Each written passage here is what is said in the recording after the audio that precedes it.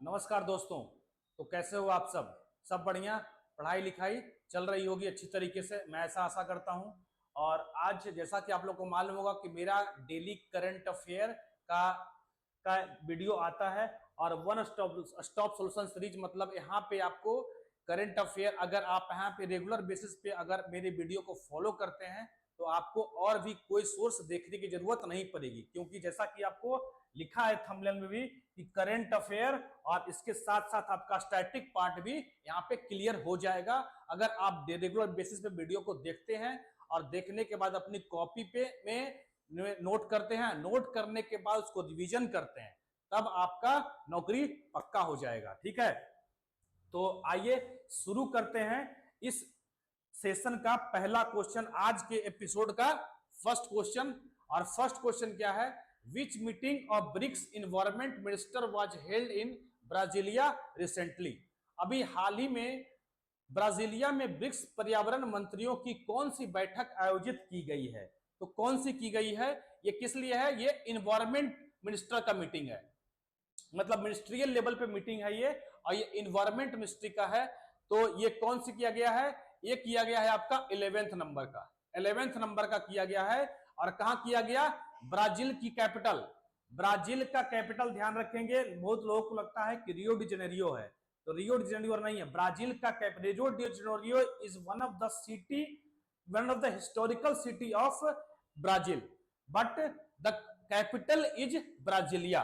ठीक है, तो ये हो गया। और तो इसका आंसर क्या हो जाएगा? इसका आंसर हो जाएगा 11वें नंबर। अब देख लेते हैं, यहां पे एक टर्म आ रहा होगा ब्रिक्स, तो इसके बारे में जानना तो मांगता है, तो आइए बताते हैं क्या है। पूरा ब्रिक्स के बारे में आपका लिखा हुआ है। पहले था ब्रिक्स, नहीं था, पहले था ब्रिक। कब बना ये? तो ब्रिक बना 2001 में। पहले ध्यान रखेंगे, पहले साउथ अफ्रीका ज्वाइन नहीं किया था, पहले था इसमें Brazil, Russia, India, China. B for Brazil, R for Russia, I for India, C for China. तो पहले ब्रिक था और ये बना था 2001 में। और ये जो टर्म है ब्रिक, वो कौन दिए थे? तो जिम ओ नील के द्वारा दिया गया था ये टर्म। तो इस व्यक्ति का भी नाम याद रखेंगे। फर्स्ट समिट, पहला समिट, ब्रिक का पहला समिट कहां होता है? 2009 में होता है, ये किंतबर्ग, रसिया में। और साउथ अफ्रीका ज्वाइन, इस ग्रुप को साउथ अफ्रीका कब ज्वाइन किया? तो साउथ अफ्रीका ज्वाइन किया था 24 दिसंबर, 24 दिसंबर साउथ अफ्रीका ज्वाइन किया आपको 24 दिसंबर 2010 को ज्वाइन किया था, तब ब्रिक बन गया, ब्रिक्स बन गया, क्योंकि साउथ अफ्रीका S4 क्या होता है? South Africa. टोटल मेंबर कितने हैं? टोटल मेंबर जो है टोटल 10 मेंबर हो चुके हैं। और लास्ट जो अभी अभी इसी 2024 में पिछले साल जो ज्वाइन किया वो इंडोनेशिया था। और इसके अलावा 5 तो ये हो गया, Brazil, Russia, India, China, south Africa. इसके अलावा लास्ट मेंबर जो ज्वाइन किया वो इंडोनेशिया है। और इसके अलावा 4 कंट्री और है, यूएई, ईरान, इजिप्ट और इथोपिया। ये 4 कंट्री टोटल हो गए कितना? 10। अच्छा, ब्रिक्स में पार्टनर कंट्री, तो पार्टनर कंट्री टोटल ब्रिक्स के जो पार्टनर कंट्री है वो टोटल 9 है। यहां से क्वेश्चन पूछा नहीं गया है अभी तक, लेकिन हो सकता है कि पूछ ले कभी कि पार्टनर कंट्री कितने हैं। तो पार्टनर कंट्री जो है वो 9 है। और लास्ट जो ज्वाइन किया है वो है नाइजीरिया, मतलब लास्ट पार्टनर कंट्री कौन बना है, ऐड हुआ है ब्रिक्स में? तो नाइजीरिया। अगर बात करें ब्रिक्स बैंक का, इसी ग्रुप के द्वारा, इसी ग्रुप, यही ब्रिक्स ग्रुप के द्वारा एक बैंक की स्थापना होती है जिसको बोलते हैं ब्रिक्स बैंक, और उसी को बोलते हैं न्यू डेवलपमेंट बैंक। ये कब बना? देखो, 6 नंबर का जो ब्रिक्स समिट हुआ था, 6ठे नंबर का जो ब्रिक्स समिट हुआ था वो कहां हुआ था?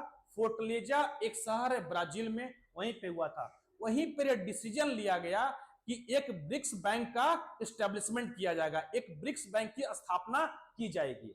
और जो बना कब? ब्रिक्स बैंक 2015 में इसकी स्थापना होती है। और इसके पहले चेयरमैन जो बनाया जाता है वो कौन थे? जब ब्रिक्स बैंक बना तो फर्स्ट चेयरमैन कौन थे? केबी कामत, जो कि एक भारतीय थे। ठीक है, और अभी जो चेयरमैन है ब्रिक्स बैंक के वो कहां है? वो कौन है? वो डिल्मा रोसेफ है। और ब्रिक्स बैंक का जो हेड क्वार्टर है, देख लेंगे, हेड क्वार्टर ये है आपका शंघाई में, शंघाई, ध्यान रखेंगे संघाई में है, ब्राजील में, ये बीजिंग में नहीं है, इसका हेडक्वार्टर संघाई में है। ठीक है, तो ये हो गया ब्रिक्स के बारे में, इसको अपनी कॉपी में नोट कर लेंगे। चलिए नेक्स्ट देखते हैं, इन विच sport this Sifat Kaur Sharma been a gold medal in recently, gold medal recently, हाल ही में सिफत कौर शर्मा, समरा है, शर्मा नहीं है, समरा है, ठीक है, समरा इन किस खेल में स्वर्ण पदक जीता है? तो ये जीता है स्विमिंग, शूटिंग में। किसमें जीते हैं? शूटिंग में। आइए देखते हैं, Indian shooter Sift Kaur Sharma won her first individual ISSF, ये पहले इंडियन शूटिंग स्पोर्ट्स फेडरेशन, इसका फुल फॉर्म क्या हो जाएगा? Indian shooting sports federation, gold medal by winning the gold medal in women's, किस कैटेगरी में? Women's 50 metre rifle. ये हुआ कहां था? ये हुआ अर्जेंटीना का कैपिटल ब्यूनस आयर्स में। तो ये भी नोट कर लेंगे कि अर्जेंटीना का कैपिटल ब्यूनस आयर्स में ये फेडरेशन, ये मतलब शूटिंग कंपटीशन हुआ था। तो आइए देख लेते हैं इंडिया का क्या रोल रहा। तो इंडिया का रोल है कि फर्स्ट रैंक इसमें इंटरनेशनल शूटिंग स्पोर्ट्स फेडरेशन में इस बार जो कंपटीशन हुआ उसमें फर्स्ट रैंक है किसका? चाइना का। सेकंड रैंक है इंडिया का। कितने? 4 गोल्ड, 2 सिल्वर, 2 ब्रोंज। 4 गोल्ड कौन कौन जीते?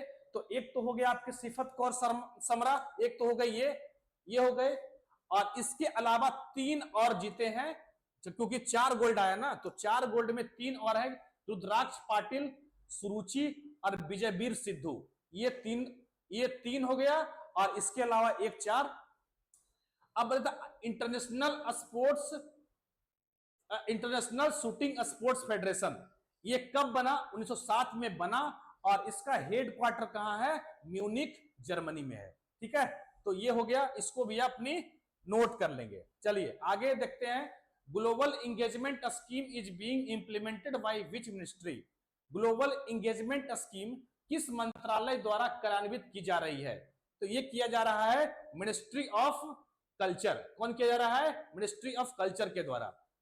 आइए देखते हैं, global engagement scheme of the ministry of culture किस लिए है? ये aims to strengthen India's cultural presence, मतलब कि ग्लोबली इंडिया का जो भी सांस्कृतिक धरोहर है, जो भी कल्चरल प्रेजेंस है, उसको क्या करना है? ग्लोबली उसको प्रमोट करना है। तो इसलिए India's cultural presence internationally under this, पहले है क्या ये? तो ये इसका फुल फॉर्म क्या है? Indian council of cultural relation. क्या है? Indian council of cultural relation, और ये बना 1950 में। Indian council for cultural relation promotes the Indian culture abroad, मतलब भारतीय विरासत को क्या करना है? भारतीय संस्कृति को अब्रॉड लेके जाना है, मतलब ग्लोबली उसको प्रमोट करना है। India has promoted cultural cooperation by hosting meetings and events such as BRICS, किस तौर पे? BRICS nation, SCO, G20 and India Central Asia. तो यहां पे क्या करना है? इंडियन कल्चर को क्या करना है? प्रमोट करना है। ब्रिक्स कंट्री के अंदर, SCO के अंदर, G20 के अंदर और इंडिया सेंट्रल एशिया। G20 आपका बना कब? 1999 में। कितने मेंबर है इसमें? तो 19 सोवरन कंट्री है, यूरोपियन यूनियन और प्लस अफ्रीकन यूनियन। तो ये है टोटल। और अभी जो इस बार का समिट होने वाला है 2025 में, ये साउथ अफ्रीका में एक शहर है जोहान्सबर्ग, वहीं ये G20 का समिट होने वाला। इंडिया जो G20 समिट हुआ कब हुआ था? 2023 में। कौन सा था इंडिया में जो समिट हुआ था G20 का? वो हुआ था 2023 में। इसको याद रखेंगे। कौन से नंबर का था जो इंडिया में हुआ था? तो 18वें नंबर का था। ठीक है, 18th नंबर का था जो इंडिया में हुआ था। और ब्रिक्स के बारे में अभी मैं आपको पूरा डिटेल बता दिया। SCO देख लेते हैं कि SCO क्या है। तो अबाउट SCO, पूरा SCO का मतलब होता है, फुल फॉर्म क्या होता है? संघाई कोऑपरेशन ऑर्गेनाइजेशन। ये पिछली बार NTPC के एग्जाम जो हुआ था उसमें ये पूछा भी गया कि what is the full form of SCO। तो SCO तो आपको फुल फॉर्म भी पता होना चाहिए, संघाई कोऑपरेशन ऑर्गेनाइजेशन। देखो जब बना तब संघाई एससीओ नहीं था, जब बना ये संगठन तो इस संगठन का नाम था संघाई 5। संघाई 5 के मतलब टोटल इसमें उस समय 5 कंट्री हुआ करते थे, 5 ही कंट्री थे, तो इसलिए उसको बोलते थे संघाई 5। कब बना? 15 जून 2001 को संघाई 5 की स्थापना होती है 15 जून 2001 को। और उस समय जब बना संघाई 5 तो उस समय था चाइना, रसिया, कजाकिस्तान, किर्गिस्तान, ताजिकिस्तान, ये 5 कंट्री हुआ करते थे। लेकिन 2001 में इसको ज्वाइन करता है उज्बेकिस्तान। मतलब ये टोटल क्या है? ये total central Asia country, Kazakhstan, Kyrgyzstan, Tajikistan, Uzbekistan, ये सब किस में आते हैं? तो ये सब सेंट्रल एशिया के कंट्री हैं। तो 2001 में ज्वाइन किया उज्बेकिस्तान, 2017 में ज्वाइन किया इंडिया एंड पाकिस्तान, तो 2023 में ज्वाइन किया ईरान, और 2024 में ज्वाइन किया बेलारूस। तो टोटल कितने हो गए? टोटल अभी इसमें 5, 6, 7, 8, 9, 10, मतलब टोटल इसमें 10 मेंबर हैं, टोटल 10 कंट्री है। और इसका हेडक्वार्टर कहां है? इसका हेडक्वार्टर ध्यान रखेंगे संघाई नहीं है, नाम है संघाई कोऑपरेशन ऑर्गेनाइजेशन, लेकिन इसका हेडक्वार्टर बीजिंग में है। लास्ट समिट इसका कहां हुआ है? अस्ताना, कजाकिस्तान का कैपिटल अस्ताना में जो अभी समिट हुआ 2024 में, वो इसका समिट जो हुआ था ये कहां हुआ था? कजाकिस्तान का कैपिटल अस्ताना में। इस बात का ध्यान रखेंगे कि तुर्कमेनिस्तान इस ग्रुप का मेंबर नहीं है। तुर्कमेनिस्तान जो है सेंट्रल एशियन कंट्री होने के बावजूद भी एससीओ का मेंबर नहीं है, तो इस बात को याद रखेंगे। और तो कौन है नहीं है? तो तुर्कमेनिस्तान, तुर्कमेनिस्तान, ठीक है। तो तुर्कमेनिस्तान इसका मेंबर नहीं है, तो इस बात का याद रखेंगे। तो ये हो गया पूरा एससीओ के बारे में। एससीओ का ध्यान रखेंगे, एससीओ का जो कल्चरल कैपिटल है, एससीओ की जो सांस्कृतिक राजधानी है वो कहां है? वाराणसी है। हाँ जी हाँ, एससीओ का कल्चरल कैपिटल वाराणसी है। चलिए नेक्स्ट देखते हैं। तो इसको भी अपनी कॉपी में पूरा नोट कर लेंगे, और नोट करने के बाद उसको रिवीजन करेंगे, तब आपका अपना हो जाएगा। ये India's digital threat report 2024 has been released by which ministry? Bharat की डिजिटल खतरा रिपोर्ट 2024 किस मंत्रालय द्वारा जारी किया गया है? तो ये जारी किया है मिनिस्ट्री ऑफ इंफॉर्मेशन टेक्नोलॉजी, ठीक है। ये जारी कौन किया है? Ministry of electronics and information technology के द्वारा जारी किया गया है ये रिपोर्ट। और इसके मिनिस्टर कौन है? तो इसके मिनिस्टर है अश्विनी वैष्णव। होम मिनिस्टर आपको पता होगा अमित शाह, फाइनेंस हो गए निर्मला सीतारमण, और डिफेंस राजनाथ सिंह, और इंफॉर्मेशन टेक्नोलॉजी का मिनिस्टर कौन है? अश्विनी वैष्णव। इसका आंसर क्या हो गया? Ashwini. Government of India launch the digital threat report 2024 for किसके लिए लॉन्च किया है? तो BFSI, banking, financial security and insurance, इसके लिए ये लॉन्च किया गया है, ठीक है। बस आपको इतना याद रखना है, इससे आपका काम चल जाएगा। Next, where is Indian naval watermanship? Indian naval watermanship training centre located? भारतीय नौसेना वाटरमैनशिप प्रशिक्षण केंद्र कहां स्थित है? तो ये स्थित है आपका कोलाबा, मुंबई में, ठीक है। ये कहां है? कोलाबा, मुंबई में स्थित है। क्यों न्यूज में है? तो देखते हैं। The first tri services women global naval women global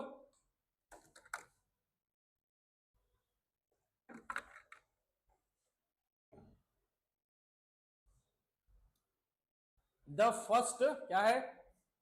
tri services women global naval circumnavigation campaign. Global tri services women global naval circumnavigation campaign है ये, जिसका नाम दिया गया है समुद्र प्रदक्षिणा। क्या नाम दिया गया है? समुद्र प्रदक्षिणा। क्या है ये? डिपार्टेड फ्रॉम मुंबई, ये मुंबई से डिपार्ट किया गया है, मुंबई से प्रस्थान किया गया है।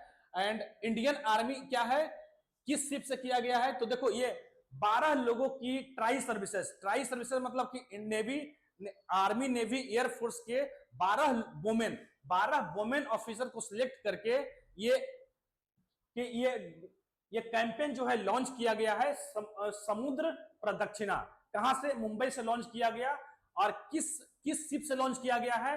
तो इंडियन आर्मी सेलिंग वेसल त्रिवेणी, त्रिवेणी, इंडियन आर्मी सेलिंग वेसल त्रिवेणी से लॉन्च किया गया है। इसमें टोटल 12 वुमेन ऑफिसर हैं। और कहां से लॉन्च किया? मुंबई से लॉन्च किया गया है। मतलब ये मुंबई से कहां जाएंगे? मुंबई से ये जाएंगे सेशल्स, सेशल्स, ठीक है। सेशल्स एक कैपिटल है, अफ्रीकन कॉन्टिनेंट का एक आइलैंड कंट्री है सेशल्स। और मुंबई से सेशल्स जाएंगे और वहां से फिर वापस आएंगे। तो इसमें टोटल जो है 4000 नॉटिकल माइल, पूरा डिस्टेंस कितना कवर होगा? जब मुंबई से सेशल्स जाएंगे और सेशल्स से वापस आएंगे तो पूरा डिस्टेंस 4000 नॉटिकल माइल का डिस्टेंस ये कवर करेंगे। और ये किस शिप से जाएंगे? तो ये मतलब ये हो चुका है, ये कैंपेन स्टार्ट हो चुका है इंडियन आर्मी सेलिंग वेसल त्रिवेणी से, ठीक है। टोटल 12 लोग इसमें हैं, शामिल है, 12 वुमेन ऑफिसर इसमें शामिल है, ठीक है। तो इसको याद रखेंगे। एक नॉटिकल माइल में कितना होता है? एक नॉटिकल माइल में कितना होता है? नॉटिकल माइल मतलब जो कि समुद्र का जो डिस्टेंस होता है उसको हम नॉटिकल माइल में मापते हैं। एक नॉटिकल माइल में अगर किलोमीटर पूछा जाए तो 1.852 किलोमीटर। एक नॉटिकल माइल में 1.852 किलोमीटर होता है। चलिए, तो एक देखो क्वेश्चन हो गया। अगला देखते हैं। व्हेन वाज द प्रधानमंत्री मुद्रा योजना लॉन्च्ड? प्रधानमंत्री मुद्रा योजना की शुरुआत कब हुई थी? तो ये हुआ था, ये कब लॉन्च किया गया था? स्कीम फिर से आ गया। हर एक मेरे वीडियो में एक नया स्कीम आपको मैं बताता हूं। अगर आप स्कीम को अगर आप सारा स्कीम आपको पता है तो आपका ये श्योर रहिए कि आपका एक नंबर पक्का है, एक क्वेश्चन आपका पक्का सही होने वाला है, ठीक है। क्योंकि स्कीम 100% आप श्योर रहिए कि आप जो भी पेपर देने जा रहे हैं, जो भी वनडे का वनडे एग्जाम का पेपर देने जा रहे हैं, उसमें आपसे स्कीम पूछा जाएगा, ठीक है। तो ये हो गया। लॉन्च कब हुआ था? 8 अप्रैल 2015 को लॉन्च हुआ था ये। आइए देखते हैं क्यों न्यूज में है। प्रधानमंत्री मुद्रा योजना सेलिब्रेटेड इट्स 10th एनिवर्सरी। ये 10वां एनिवर्सरी इसका मनाया गया है 8 अप्रैल 2025 को। कब लॉन्च हुआ था? तो 8 अप्रैल 2015 को लॉन्च हुआ था। इस बार इसका 10th नंबर का एनिवर्सरी मनाया गया है। क्या होता है ये मुद्रा योजना है क्या? तो ये माइक्रो और स्मॉल बिजनेसेस को क्या करते हैं? ये प्रमोट करने के लिए, माइक्रो एंड स्मॉल बिजनेसेस को प्रमोट करने के लिए ये लोन प्रोवाइड करवाते हैं इस स्कीम के अंडर, ठीक है। तो the scheme provides loan up to 20 lakh. अब किस किस कितना कैटेगरी देते हैं? तो इसका टोटल 4 कैटेगरी है। पहले 3 कैटेगरी ही था, लेकिन एक नया कैटेगरी इसमें लॉन्च क्रिएट किया गया है, तरुण प्लस कैटेगरी। क्या क्या है? शिशु की बात करें तो अगर शिशु कैटेगरी में कितने हैं? 50,000 तक आपको लोन मिलेगा। किशोर कैटेगरी में 50,000 से 5 लाख तक आपको लोन मिलेगा।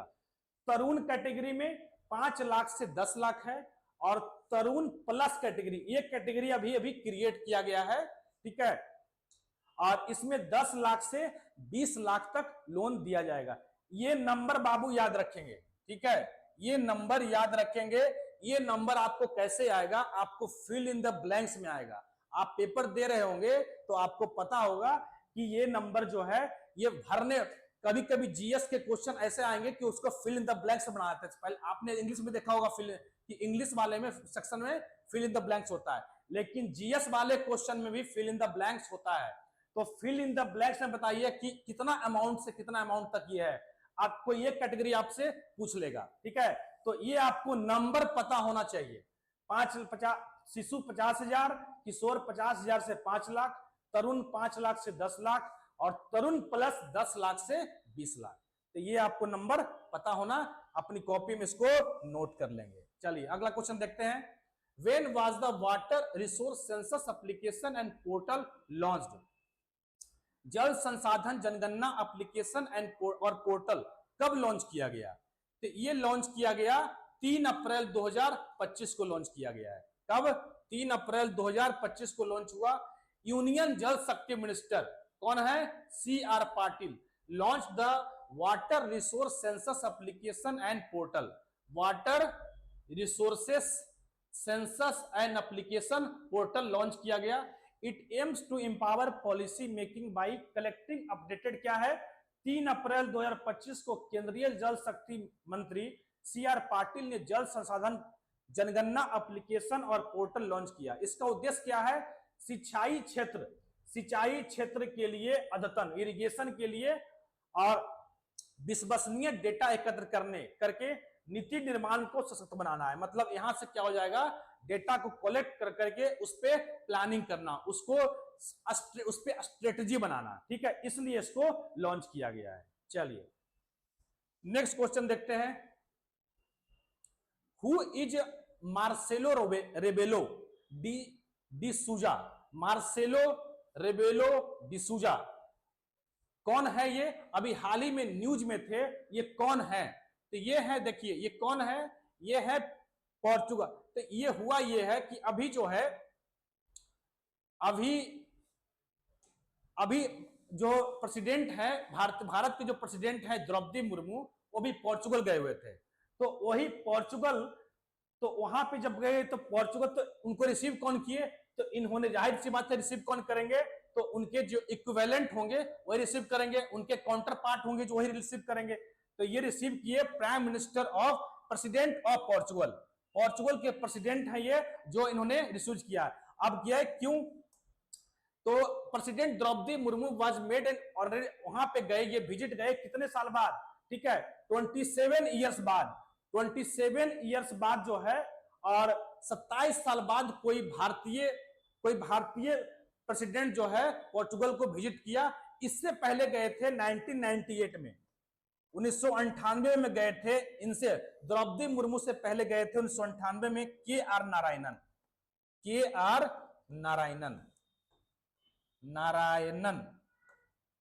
ठीक है, KR नारायणन गए थे। अब उनके बाद गए हैं, 27 साल बाद गए हैं ये द्रौपदी मुर्मू, तो उनको वहां पे सम्मानित किया गया citizen of Lisbon, honorary citizen of Lisbon से इनको सम्मानित किया गया।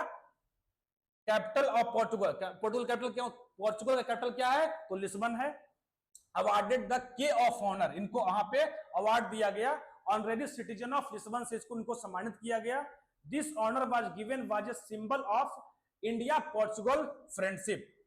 This was the first visit of Indian Portugal in 27 years, which commemorate the 50 years of diplomatic relation between two countries। मतलब दोनों कंट्री के बीच जो 50 साल का जो कूटनीतिक संबंध है उसको यहाँ पे सेलिब्रेट किया गया।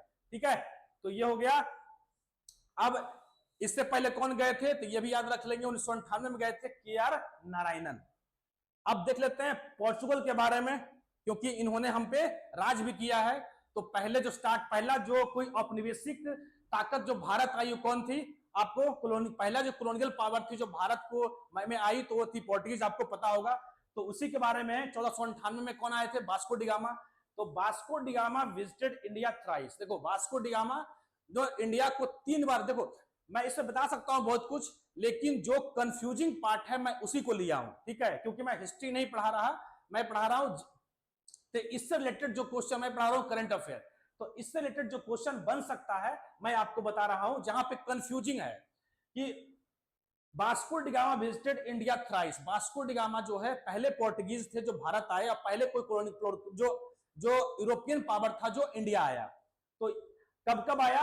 1498, 1501 और 1524। मतलब इन वास्को डी गामा इंडिया 3 बार विजिट किया है। जी हाँ, 1498 में, 1501 में और 1524 में। 1501 में इसने अपनी पहली फैक्ट्री लगाती है, फर्स्ट फैक्ट्री लगाया कहां? कन्नूर में। 1501 में वास्को डी गामा ने पहला फैक्ट्री कहां लगाया? कन्नूर में। और 1524 जब तीसरी बार जब इंडिया आया तो इसकी कोचिन में इसकी डेथ हो जाती है। मतलब इसकी वास्को डी गामा की डेथ जो है कोचिन में ही हुई थी 1524 में। तो इसको आप याद रखेंगे। इसके बाद जो है कौन आता है? सेकेंड पोर्टुगीज जो आता है पेड्रो अल्वारेज कैब्रेल। ठीक है, पेड्रो अल्वारेज कैब्रेल आता है 1500 में। कब आता है ये आए थे 1498 में। सेकेंड पोर्टुगीज जो इंडिया आया पेड्रो अल्वारेज कैब्रेल, जो कि 1500 में आया। और 1500 में ही इसने अपनी फैक्ट्री कहां लगाती है? कालीकट में। इसने अपनी फैक्ट्री लगाई कालीकट में 1500 ईस्वी में। ठीक है, अब आते हैं ऑपरेशन विजय। अब इंडिया को मतलब लास्ट कब कहां रहे पोर्टुगीज? तो लास्ट रहे पोर्टुगीज, गोवा एंड दमन द्वीप पे लास्ट कंट्रोल किया इंडियन आर्मी ने 17 से 19 दिसंबर 1961 को इंडियन आर्मी के द्वारा एक ऑपरेशन किया गया, ऑपरेशन विजय, जिसके द्वारा गोवा और दमन एंड दीव को पोर्टुगीज से आजाद करवाया गया। ठीक है, तो ये हो गया ऑपरेशन विजय। एक ट्रीटी हुई थी अब की ट्रीटी ऑफ टोडरसिलास, एक ट्रीटी हुई थी स्पेन और पोर्चुगल, इसको भी याद रखेंगे। स्पेन और पोर्चुगल के बीच एक ट्रीटी होती है, कौन? ट्रीटी ऑफ टोडरसिलास 1494 में, मतलब इन वास्को डी गामा के आने से 4 साल पहले एक ट्रीटी होती है स्पेन और पोर्चुगल के। वो ट्रीटी क्या थी? तो अटलांटिक ओशियन में एक इमेजिनरी लाइन खींचा गया था। अटलांटिक ओशियन जो आप देखते हैं, वो अटलांटिक ओशियन में एक इमेजिनरी लाइन खींचा गया, और इमेजिनरी लाइन से दोनों के बीच ये डील हुई, स्पेन और पोर्चुगल के बीच ये डील हुई कि इधर क्या हो गया, इधर हो गया आपका वेस्ट। इस इमेजिनरी लाइन कहां खींचा गया? अटलांटिक ओशियन में। तो इस इमेजिनरी लाइन के इधर हो गया वेस्ट और इधर हो गया आपका ईस्ट, वेस्ट और ईस्ट। वेस्ट में कौन गया? तो दोनों के बीच डील हुआ कि वेस्ट पे कंट्रोल किसका होगा? स्पेन का होगा। वेस्ट पे कंट्रोल स्पेन का होगा और ईस्ट पे कंट्रोल पोर्चुगल का होगा, पोर्चुगल का होगा। और इंडिया किधर पड़ता है? इंडिया ईस्ट में पड़ता है। आप अगर मैप देखेंगे तो अटलांटिक ओशियन से तो इंडिया ईस्ट में पड़ता है, इसीलिए स्पेन ना आकर के इंडिया में स्पेन ना आकर के पोर्चुगल आया था। ठीक है, क्योंकि बिकॉज ऑफ ट्रीटी ऑफ टोडरसिलास 1494। तो ये ट्रीटी आप समझ गए होंगे। ठीक है, चलिए, तो इसके बाद तो और ये मेरा लास्ट क्वेश्चन था। ठीक है, तो आप आई होप आप अच्छी तरीके से सब कुछ समझ गया। अब मैं जितना लिखवाया हूं सबको अपनी अपनी कॉपी में नोट करिए, नोट करने के बाद रिवीजन करिए, और रिवीजन करने के बाद उसको तब आपको नौकरी मिल जाएगी। ठीक है, क्योंकि revision is the key of success. ठीक है, चलिए, तो आज हम यहीं तक रखते हैं। अगर सेशन अच्छा लगा होगा तो please like, share and subscribe करें। तब तक के लिए थैंक यू, स्टे ट्यून्ड।